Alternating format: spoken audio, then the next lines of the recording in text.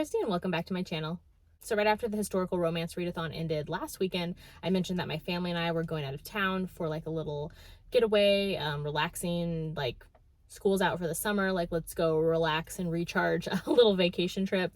And so we did that, and I had planned on vlogging while I was down there and like sharing some of the pretty Alaska scenery and all that, which I did film those video clips, which you'll see in this video, but I didn't end up videoing any of like me reading on the trip, which I did read on the trip. I just didn't film like reaction videos or in the moment thoughts and all that. And so I'm wrapping this video up here after the fact, and I'll talk about like the books I read on the trip and kind of put in videos of our adventure and all that.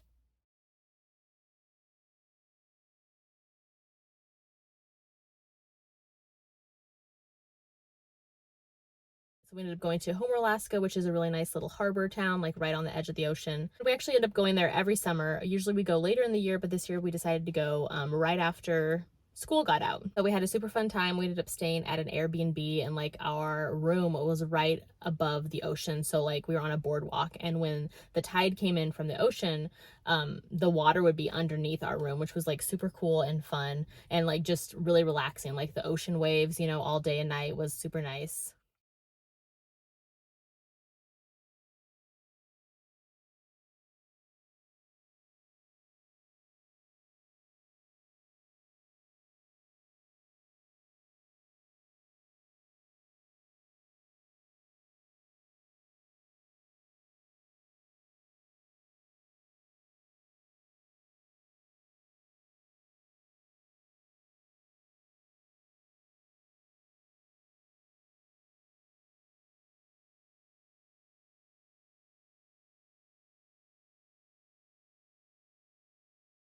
And of course, like, you know, seafood and all that, like freshly caught king crab and halibut and just like fresh salmon, like all the yummy food. Like we just had like a really fun time. So in between like walking around, hitting the shops, eating, checking out the ocean, like collecting shells, you know, just watching like the tide pools and all that. And there was lots of like sea life we saw. In between all of that, I did get some reading done. So I plan on talking about those reads in the next few videos.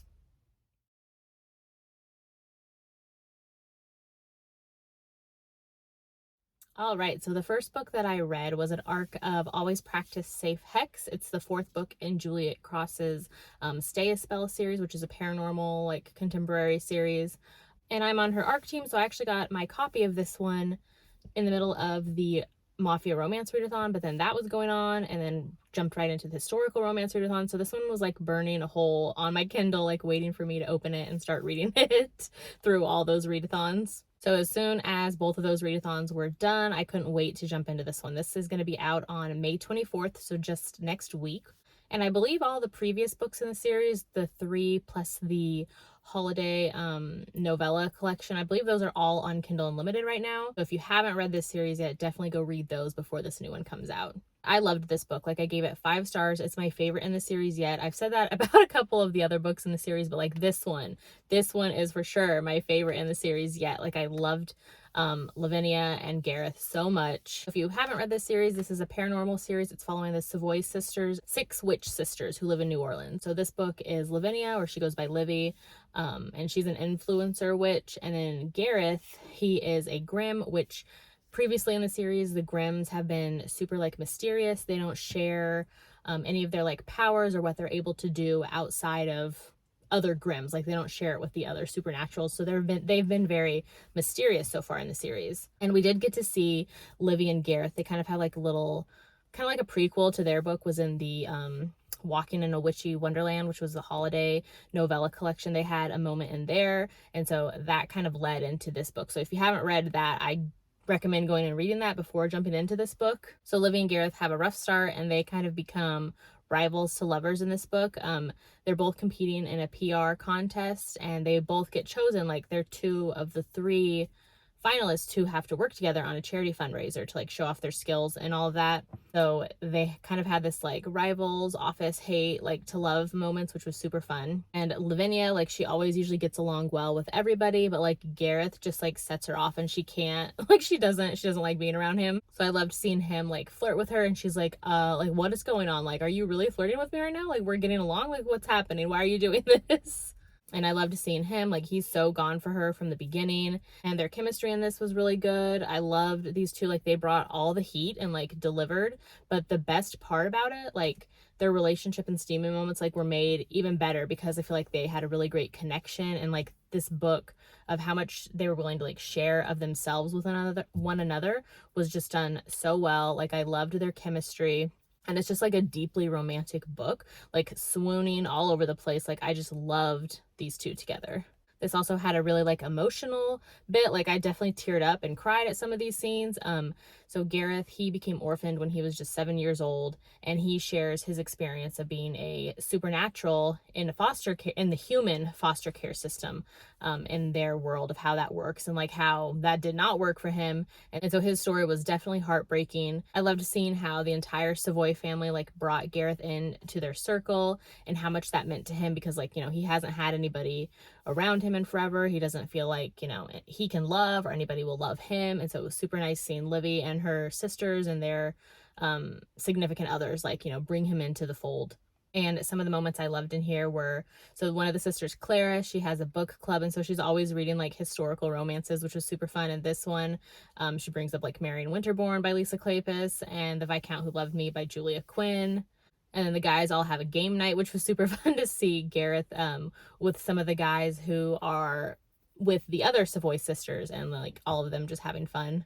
There was also a super hot shaving scene when Livy had planned to, you know, get her appointment and everything taken care of before they get down to business. And things happened sooner than later. And Gareth was like, well, I can handle that for you. And so that was super hot. I just loved all the really sweet family moments, an emotional court scene towards the end. And yeah, I just never wanted this book to end. Like it was just so good and I could have stayed with them like forever. But of course, I'm super excited for the next two books in the series, which is going to be Jules and Reuben and then Clara and Henry. Like I can't wait. This book does have content warning for sexual harassment in the workplace and attempt of sexual assault. So just know that going in. But yeah, Always Practice Safe Hex is out on May 24th, and I love this one. 5 stars all the way.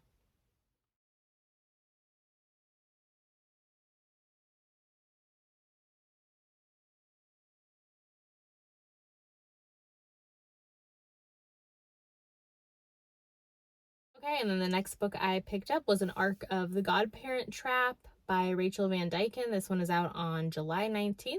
This book sounded super cute and fun, which is why I picked it up. So it has a premise that's basically like if you've seen the movie Life as We Know It with Katherine Heigl. The premise is basically Colby and Rip become like an instant family with 2 kids who are actually his niece and nephew when their 2 best friends end up passing away, which the mom of the kids was Rip's sister and then Colby's best friend, and then Rip's sister's husband passed away with her as well, and that was Rip's best friend.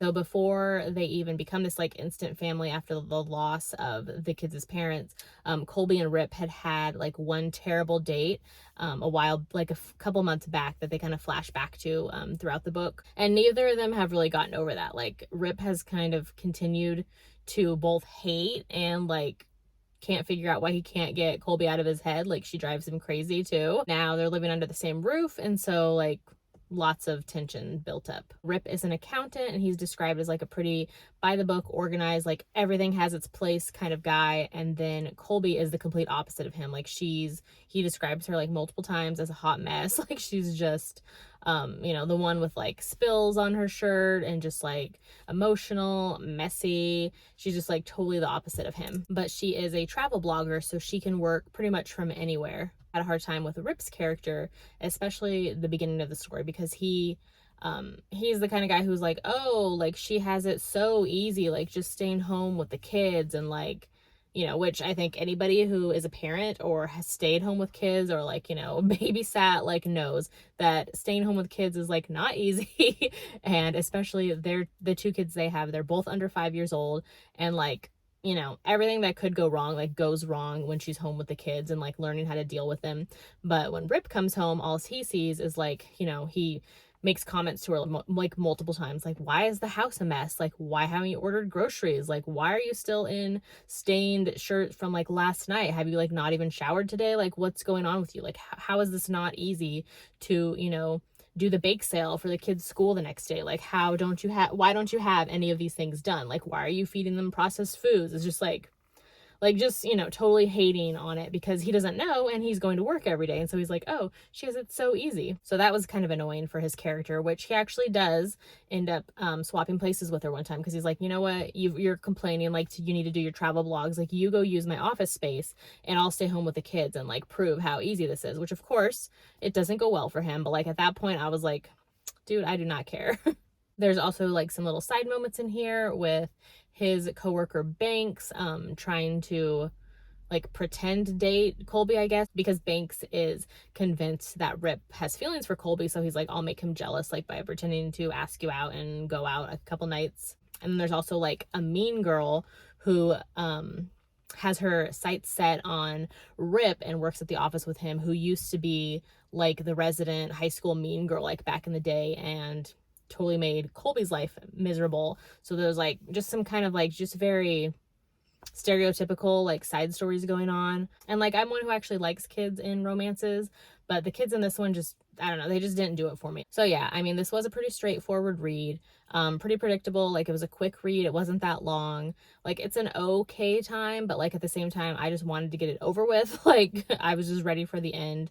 They're kind of both dealing with some grief, and all this like happens within 3 weeks of their friends passing away, when they finally do give in. And like, there were steamy times, but like, I don't know, I wasn't invested because I wasn't invested in the two characters. Yeah, this one is out on July 19th and I gave it 2.5 stars.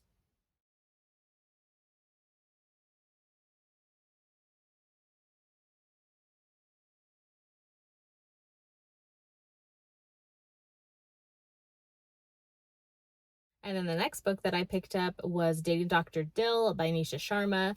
I had an audio hold for this one out from my library. And this is basically a retelling of The Taming of the Shrew, but with South Asian twist and influence. So the first half of this story kind of took me a while to get into it, but I'm so glad I stuck with it because the romance and the growth of the characters over the second half of the book, it really impressed me. So the story starts out with the heroine, her sister's engaged. She has like her aunties on her about wanting to get married. And then her father, she finds out, is selling the home that like her late mother had lovingly spent time with and built. So the heroine, she always had it in her mind that she was going to get the house that they live in when she eventually marries, but then she finds out her dad's gonna sell it, so like everything's just up in the air. And so she ends up making a deal with her dad that, you know, give me 4 months, gift me the house at the end of those months if I myself get engaged. Like, I haven't wanted to date and get married, but like now I will join dating apps, like I will listen to the aunties, like I will get married. So there's like a lot of moments of her dating app fails, of like you know, the guys sliding into her DMs with like all sorts of ridiculous conversations, like kind of cut into the story. And so she ends up putting herself out there and ends up in an argument with the hero, who he's a TV personality of, Dr. Dill. And their video ends up going viral of them like arguing about love and kind of relationships. So it starts off with the like, you know, hate to love, and then they decide to do a fake engagement, like to help them both out. And then of course, you know, the real feelings develop over time. So I really liked seeing these two together. The hero has like some grief and some trauma from his past, and kind of overcoming that and finding love again was really nice to see. And by the end of this, I just really liked it. So I ended up giving it 4 stars. It's maybe like 3.5, but I rounded up to 4 stars.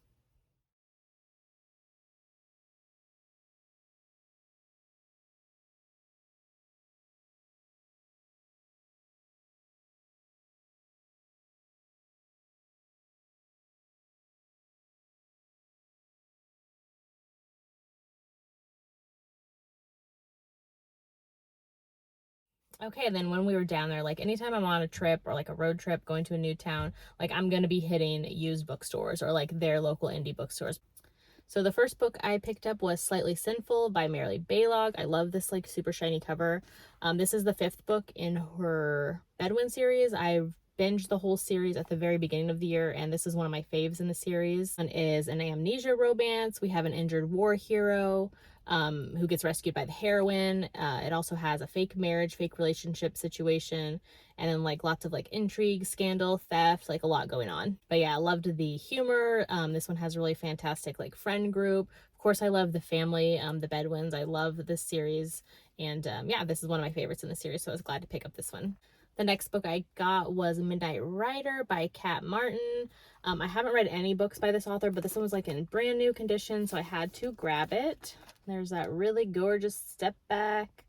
Love some water bathing scene situation. I don't even know, are they like in a fountain? And the next one I got is Miss Wonderful by Loretta Chase. I love this like little cutout here of the actual step back. So there's that.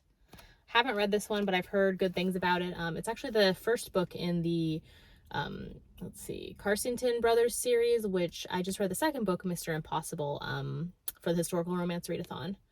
So I was definitely excited to find this really pretty step back. And next I found the whole series of Tessa Dare's very first series, which is the Wanton Dairymaid trilogy.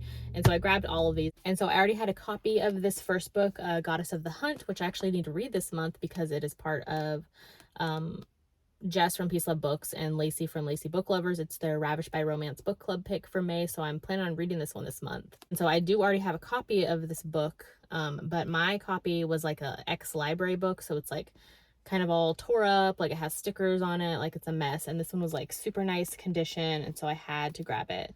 So on top of reading all of these historical romances, like I am also a sucker for, I mean, you've seen my bookshelves, I love to collect them as well. And so if I can find them in really nice condition, like I will always grab extra copies to replace the ones that are already on my shelves if they're in worse condition. So yeah, this is the first book, Goddess of the Hunt. The second book is Surrender of a Siren. And then the third book is A Lady of Persuasion.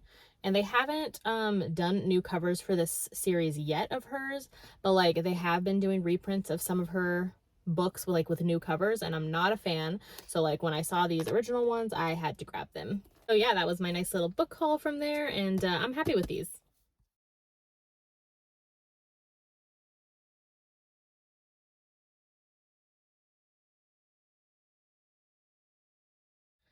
And so the next book that I actually read this on our drive back home because our trip was like 5 hours away.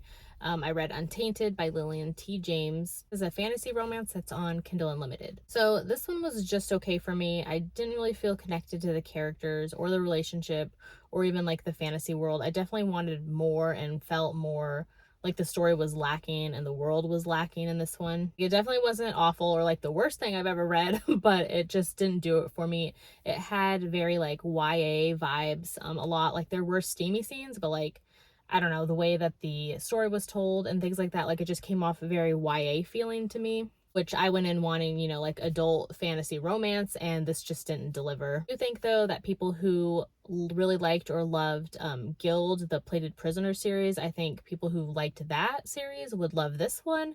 But if that series was kind of meh or like okay to them, which is how it was for me, like that's why this book didn't work for me either. So I ended up giving this one 2.5, 3 stars. Okay, so that was my haul. Those were my book reviews for the books that I read while on the trip.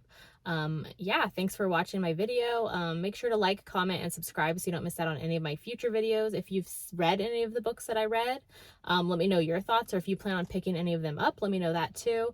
And I'll see you in my next one.